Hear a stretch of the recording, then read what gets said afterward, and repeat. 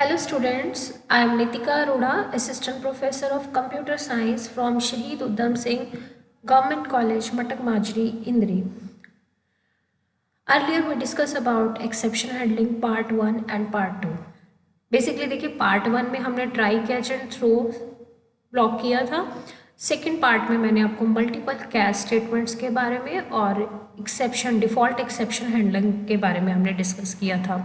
तो आज हम उससे नेक्स्ट पार्ट की तरफ मूव करते हैं और नेक्स्ट देखते हैं हमारे पास एक्सेप्शन हैंडलिंग C++ में और क्या क्या है जो हमें अभी सीखना है।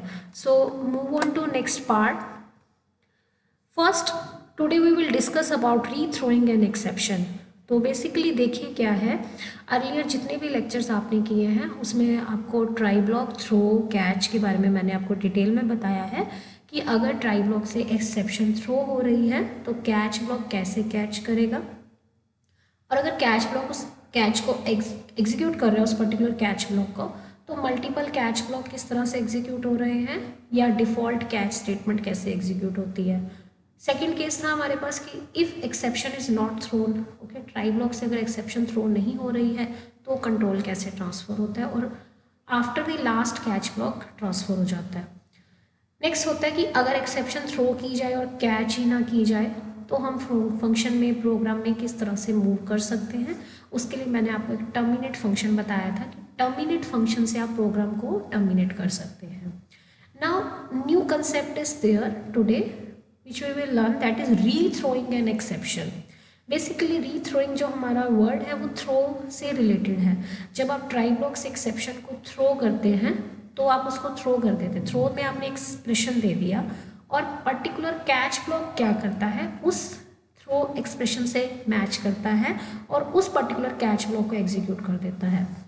Now there is a possibility of rethrowing an exception, that means आपने एक्सेप्शन को थ्रो कर दिया था, कैच ने उस एक्सेप्शन को कैच भी कर लिया, बट अगेन एक्सेप्शन थ्रो हो रही है, तो क्या होगा, तो कैच कहाँ होगा और कैच उसको कैसे हैंडल करेगा। एक ही कैच से हम उसको हैंडल कर सकते हैं या हमें अलग अलग कैच स्टेटमेंट्स यूज़ करनी होंगी। तो ये हमारा आज का टॉपिक रहेगा रीथ्रोइंग एन एक्सेप्शन, और इसके साथ साथ ही आपको एक छोटा सा टॉपिक एक्सेप्शन क्लासेस के बारे में भी मैं आज बताऊंगी। तो रीथ्रोइंग एक्सेप्शन में देखिए क्या है, it use when exception handle can not process the exception and can still rethrow if handler did some processing. देखिए हैंडलर ने तो कुछ काम किया है, कैच के हैंडलर ने, एक्सेप्शन हैंडलर ने कुछ काम कर लिया है, बट वो स्टिल उसके पास पॉसिबिलिटी है रीथ्रोइंग एन एक्सेप्शन। मतलब एक्सेप्शन एक बार थ्रो हो चुकी है वो उसे रीथ्रो कर सकता है। It can rethrow exception to another handler. Okay, like देखिए आपने ट्राई ब्लॉक में एक थ्रो स्टेटमेंट दी, आपने एक्सेप्शन को थ्रो किया, उस पर्टिकुलर थ्रो के लिए एक पर्टिकुलर कैच ब्लॉक एग्जीक्यूट हो जाएगा, ओके, जो उसके पैरामीटर्स और आर्गुमेंट्स के साथ लाइक मैच कर रहा है। तो जो भी कैच ब्लॉक एग्जीक्यूट होगा वहाँ से आप एक्सेप्शन को फिर से रीथ्रो कर सकते हैं, लाइक आप वहाँ पर भी थ्रो स्टेटमेंट फिर से दे सकते हैं। तो जो थ्रो स्टेटमेंट नेक्स्ट एग्जीक्यूट हो रही है, कैच में एग्जीक्यूट हो रही है, तो उस पर्टिकुलर सेकेंड थ्रो के लिए आप फिर से एक कैच स्टेटमेंट यूज़ कर सकते हैं। ओके, तो वो कैच स्टेटमेंट जो होगी वो हमारा रीथ्रोइंग एक्सेप्शन जो आपने किया है, रीथ्रो किया, फिर से आपने एक्सेप्शन को थ्रो कर दिया है, तो नेक्स्ट कैच ब्लॉक जो होगा वो उस एक्सेप्शन को कैच कर लेगा। Okay, it goes to next enclosing try block, corresponding catch blocks try to handle. तो जो भी कॉरस्पॉन्डिंग कैच ब्लॉक होगा वो उसको कैच करने की पूरी कोशिश करेगा। To rethrow use the statement through semicolon. देखिए अगर आपको रीथ्रो करनी है एक्सेप्शन तो माइंड में दो चीज़ें ध्यान रखनी है, it is no argument and it terminates function. It is no argument, जो आप पहला थ्रो स्टेटमेंट दे रहे हैं that has some expression, okay, लेकिन अगर आप रीथ्रो कर रहे हैं तो आपको एक्सप्रेशन स्पेसिफाई करने की ज़रूरत नहीं है, there is no argument in that rethrow statement. First throw statement जो आप देंगे उसमें आप एक्सप्रेशन दे सकते हैं, उसमें आर्ग्यूमेंट्स होंगे, बट रीथ्रो में simply write throw keyword and use the semicolon. तो ये तो हमारा हो गया जनरल थ्योरी पार्ट जिसे हम बोलते हैं कि पेपर में अगर आता है एक्सप्लेन रीथ्रोइंग एन एक्सेप्शन, तो आपको रीथ्रोइंग एन एक्सेप्शन के बारे में इन डिटेल थ्योरी में बताना है। उसके बाद रहता है हमारे पास एक प्रैक्टिकल एग्जांपल जिसमें हम बताते हैं कि रीथ्रो को यूज़ कैसे किया हुआ है और विद इनपुट और आउटपुट हम उसे एक्सप्लेन कर सकते हैं। Okay, so move on to the practical example. तो आप ये एग्जांपल देखिए स्क्रीन पर किस तरह से है हमारे पास। Hash include iostream dot h, ये हेडर फाइल है हमारे पास। तो यहाँ पर एक फंक्शन आपको स्क्रीन पर दिखाई दे रहा है, वॉइड माई हैंडलर फंक्शन है। फंक्शन में ट्राई ब्लॉक है, ट्राई ब्लॉक में थ्रो हेलो एक स्ट्रिंग थ्रो की गई है। तो थ्रो हेलो है तो कैच इसी के अकॉर्डिंग रहेगा। ट्राई ब्लॉक के कंप्लीट होते ही यहाँ पर आपको कैच ब्लॉक में देखिए क्या है, हेलो एक्सप्रेशन को कैच करने के लिए कॉन्स्ट कैरेक्टर स्टार, ये पॉइंटर टाइप का यहाँ इन्होंने ले रखा है जो हम इससे कैच कर रहे हैं। तो यहाँ से हमारा क्या हो जाएगा, हेलो कैच हो जाएगा। हेलो के कैच होने पर स्क्रीन पर क्या आएगा, caught in exception inside my handler, caught exception inside my handler. Okay और उसके बाद यहाँ पर आपने क्या किया, throw semicolon, that means rethrow कर दिया आपने एक्सेप्शन को। मैंने अभी आपको बताया है कि जो आप एक्सेप्शन फर्स्ट थ्रो कर रहे हैं, री थ्रो नहीं कर रहे, थ्रो कर रहे हैं, वहाँ आप एक्सप्रेशन की वैल्यू दे सकते हैं। लेकिन अगर आप एक्सेप्शन को री थ्रो कर रहे हैं, ओके अगर आपने एक्सेप्शन को री थ्रो किया है, री थ्रो करने में आप क्या करेंगे, आपको सिंपली मेंशन क्या करना है, थ्रो कीवर्ड देना है और आपने क्या करना है, सेमी कॉलन दे देना है। ओके तो ये आपका री थ्रो हो रहा है यहाँ पर, बट ये फंक्शन एग्जीक्यूट होगा तभी ये कोड एग्जीक्यूट होगा। तो इस फंक्शन को हमें कॉल करना है। जैसे ये फंक्शन कॉल हो जाएगा, ट्राई ब्लॉक एग्जीक्यूट हो जाएगा, थ्रो स्टेटमेंट से हेलो थ्रो हो जाएगा, कैच स्टेटमेंट हेलो को कैच कर लेगा और एक्सेप्शन को फिर से री थ्रो कर रहा है। It means exception inside my handler catch हो गई थी बट उसने फिर से री थ्रो कर दिया। अब री थ्रो करने के बाद आप देखिए कि कौन सा कैच ब्लॉक एग्जीक्यूट होगा। तो मेन से आप देखिए स्टार्ट हो रही है हमारी कंपाइलेशन। मेन में अगर आप देखें तो स्क्रीन पर फर्स्ट मैसेज जो डिस्प्ले होगा वो आएगा main start. Okay main start. आप ट्राई ब्लॉक में गए, ट्राई ब्लॉक में आपने फंक्शन को कॉल कर लिया, तो जैसे ही फंक्शन कॉल होगा माई हैंडलर, मैंने अभी आपको बताया फंक्शन के कॉल होते ही माई हैंडलर में ट्राई ब्लॉक एग्जीक्यूट हो जाएगा। ट्राई ब्लॉक से आपने थ्रो किया, कैच स्टेटमेंट आ जाएगी। कैच में अगर आप देखें तो लिखा हुआ है caught exception inside my handler, तो स्क्रीन पर एक मैसेज आ जाएगा कि आप माई हैंडलर के अंदर हैं और आपने एक्सेप्शन को कॉट कर लिया है। कोडिंग में एक्सेप्शन कॉट हो चुकी है बट री थ्रो हो गई, इमीडिएटली री थ्रो हो जाती है। तो री थ्रो देखिए कहाँ होगा, जैसे एक्सेप्शन री थ्रो हो जाएगी, ये हमारा कैच स्टेटमेंट है जो उस एक्सेप्शन को कैच करेगा जो आपने री थ्रो की है। ओके तो री थ्रो में देखिए क्या हो जाएगा, कॉट एक्सेप्शन इनसाइड मेन, तो ये कैच ब्लॉक एग्जीक्यूट हो जाएगा। तो लास्ट स्टेटमेंट क्या रहेगी, मेन एंड। मैं आपको इन ब्रीफ फिर से बता रही हूँ, देखिए किस तरह से है। कंपाइलेशन मेन से स्टार्ट होगी, आपने वहाँ से एक फंक्शन को कॉल किया, जैसे ही फंक्शन को कॉल होगा एक्सेप्शन थ्रो हो जाएगी। एक्सेप्शन थ्रो होते ही इमीडिएटली कैच ब्लॉक एग्जीक्यूट हो जाएगा, कैच ब्लॉक जो उस एक्सेप्शन के मैच करेगा। ओके मैचिंग एक्सेप्शन से वो कैच ब्लॉक एग्जीक्यूट हो जाएगा। कैच ब्लॉक के एग्जीक्यूट होते ही वहाँ लिखा है caught exception inside my handler. Okay immediately exception rethrow हो जाती है। जैसे एक्सेप्शन री थ्रो हो जाएगी, compiler will look for the another catch block, जहाँ से वो एक्सेप्शन री थ्रो हुई है वो उसको कैच कर लेगा। तो इमीडिएटली अगर आप यहाँ देखें तो ये कैच ब्लॉक है जहाँ से सेम वही एक्सप्रेशन थ्रो हो रहा है, बिकॉज री थ्रोइंग में सेम एक्सप्रेशन ही थ्रो होगा, डिफरेंट एक्सप्रेशन थ्रो नहीं होगा। आपने सिंपली थ्रो कीवर्ड और सेमीकोलन मेंशन करना है। तो नेक्स्ट कैच यहाँ पर एग्जीक्यूट हो जाएगा और स्टेटमेंट स्क्रीन पर क्या है, caught exception inside the main, यानी कि ये एक्सेप्शन कहाँ कैच हुई है, इनसाइड द मीन। और जो फर्स्ट एक्सेप्शन कैच हुई थी that was inside the my handler. जैसे एक्सेप्शन री थ्रो हो जाती है, you will be out of the function, compiler out of the function move कर जाएगा और मेन में कैच के लिए सर्च करेगा, ये कैच ब्लॉक मैच कर जाएगा। अब सपोज करें यहाँ पर नंबर ऑफ कैच ब्लॉक्स भी है, लाइक कैच इंटीजर पैरामीटर में वैल्यू एक्सेप्ट कर रहा है या कैच डबल पैरामीटर में वैल्यू एक्सेप्ट कर रहा है, तो वो एक्सेप्टेबल नहीं है, वो मैच नहीं करेंगे। तो मैच जो करेगा वही पर्टिकुलर कैच ब्लॉक एग्जीक्यूट हो जाएगा एंड स्क्रीन पे मैसेज क्या आएगा, कॉट एक्सेप्शन इनसाइड मेन। तो री थ्रो भी कैच हो चुका है। लास्ट स्टेटमेंट हमारी क्या है, देखिए नॉर्मल फ्लो ऑफ कंट्रोल में रहेगा प्रोग्राम और लास्ट स्टेटमेंट हमारी क्या है, main end. Return zero because main function में हमने रिटर्न टाइप इंटीजर दी हुई है. If you mention void then there is no need to specify return zero in the end of the program. Now I will show you the output of this program. You can understand. देखिए output में सबसे पहले क्या है, main start. I have explained you. Then caught exception inside my handler. then caught exception inside main, then main end. So the exception rethrown by catch block inside my handler is caught inside the main function. जो आपका function my handler में exception आपने रीथ्रो किया है वो किसने catch की है, जो मेन फंक्शन के अंदर कैच स्टेटमेंट है. बेसिकली देखिए अगर आपको प्रोग्रामिंग सीखनी है तो फर्स्ट ऑफ ऑल आपको थ्योरी क्लियर होनी चाहिए, कंसेप्ट पता होना चाहिए कि रीथ्रोइंग एन एक्सेप्शन कैसे कर रहा है वह, और उसके बाद आपको एग्जाम्पल देना है. उसका एग्जाम्पल को प्रैक्टिकली आपने करके देखना है सो दैट इनपुट और आउटपुट आपको क्लियर हो जाए. क्लियर. तो ये तो हमारा टॉपिक रहा रीथ्रोइंग एन एक्सेप्शन. नेक्स्ट जो टॉपिक मैं आपके साथ डिस्कस करना चाहती हूँ एक्सेप्शन हैंडलिंग में, वो हमारा है defining new exception. Basically defining new exception का मीनिंग क्या है. देखिए अभी तक तो हम एक्सेप्शन जो हमें बेसिकली प्रोवाइडेड है हम उन्हीं को यूज़ कर रहे हैं, बट आप अपनी एक्सेप्शन क्लास भी क्रिएट कर सकते हैं. लाइक अगर if I right hash include exception dot h, तो अगर उस हेडर फाइल को आप इंक्लूड कर रहे हैं तो आप अपनी एक्सेप्शन डिफाइन कर सकते हैं.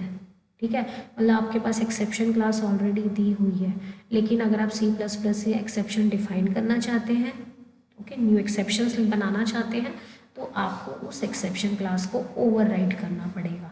ओके, ओवरराइड करके हम अपनी क्या कर सकते हैं, you can implement your own exception. Now we will learn about how to define new exception. देखिए इस एग्जांपल से क्लियर कर लेते हैं हम कि हमें अपनी एक्सेप्शन कैसे डिफाइन करनी है यहाँ पर. तो एक्सेप्शन डिफाइन करने के लिए देखिए आपको क्या करना है, hash include iostream dot h, और नेक्स्ट रहेगा हमारे पास hash include exception dot h. तो एक्सेप्शन फाइल आपने इंक्लूड कर ली, इनपुट आउटपुट स्ट्रीम फाइल आपने हेडर फाइल इंक्लूड कर ली. अब आप अपनी एक्सेप्शन डिफाइन करना चाहते हैं. Very simple, generally write try to understand this code. Simply ये कोड आपको बताएगा कि आप अपनी एक्सेप्शन कैसे बना सकते हैं. स्ट्रक्ट हम ऑलरेडी कर चुके हैं. C++ में हमारे पास स्ट्रक्चर का कंसेप्ट है स्ट्रक्ट माई एक्सेप्शन. तो आप यहाँ देख सकते हैं माई एक्सेप्शन, ये आपकी एक्सेप्शन है जो आप डिफाइन कर रहे हैं, कॉलन पब्लिक एक्सेप्शन. तो इसमें क्या हो रहा है बेसिकली देखेंगे अगर आप, तो एक्सेप्शन क्लास जो ऑलरेडी C++ में डिफाइन है आपने उसको इनहेरिट किया है अपनी क्लास माई एक्सेप्शन में. तो जितने भी एक्सेप्शन के अंदर आपके उसमें फंक्शंस हैं, मेथड्स हैं, वो सब आप यूज़ कर सकते हैं बिकॉज आपने उसको इनहेरिट किया ओवर.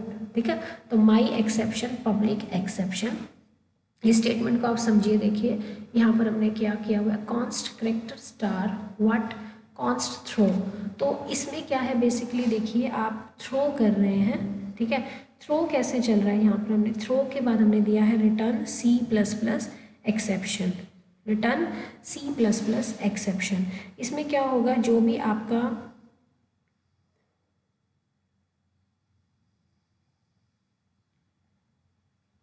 स्क्रीन पर होगा वो मैसेज आ जाएगा C में रिटर्न C++ एक्सेप्शन. तो एक्सेप्शन थ्रो होने के बाद क्या रहेगा, एक्सेप्शन आपकी वहाँ पर थ्रो हो जाएगी बेसिकली.